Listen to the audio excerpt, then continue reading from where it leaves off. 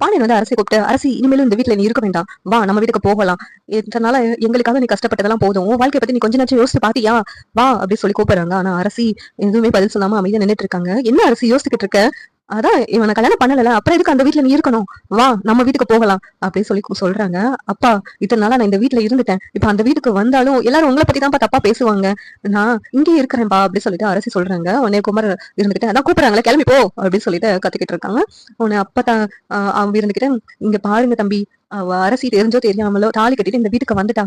இனிமேலும் அவ வந்து அங்க வர்றது அவ வாழ்க்கைக்கு நல்லது கிடையாது. இதனால இந்த வீட்டுல இருந்துட்டா. இப்ப உங்க வீட்டுக்கு வந்தானா அரசிக்கு கல்யாணம் நடக்குமான்னு தெரியல. அதனால மாப்பிள்ள அரசிக்கும் குமாருக்குமே கல்யாணம் பண்ணி வச்சிடுவோமே அப்படிங்கிறாங்க. பாண்டியன் இப்படி ஒரு கேடு கட்டவன் என் அரசிக்கு மாப்பிள்ளையா வரணுமா? அதுக்கு நான் ஒரு காலம் சம்மதிக்க மாட்டேன் அத்தை அப்படின்னு சொல்றாங்க.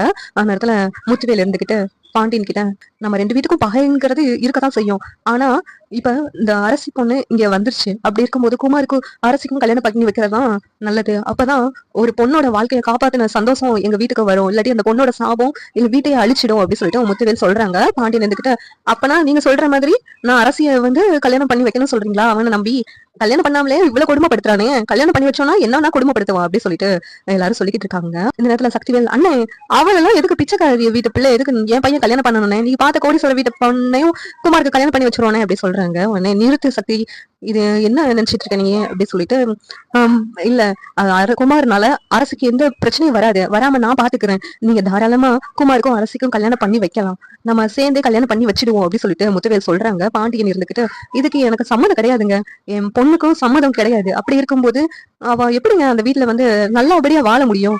அவன் நல்லா பாத்துக்க மாட்டாங்க அப்படின்னு சொல்லிட்டு பாண்டியன் மறுத்து பேசிக்கிட்டு இருக்காங்க. இந்த சீரியல் எப்படி நல்லா இருக்கும் நீங்க நினைக்கிறீங்கன்னு கமெண்ட் பண்ணுங்க. இந்த வீடியோ பிடிச்சிருந்தா லைக் பண்ணுங்க, ஷேர் பண்ணுங்க, சப்ஸ்கிரைப் பண்ணுங்க. தேங்க்யூ.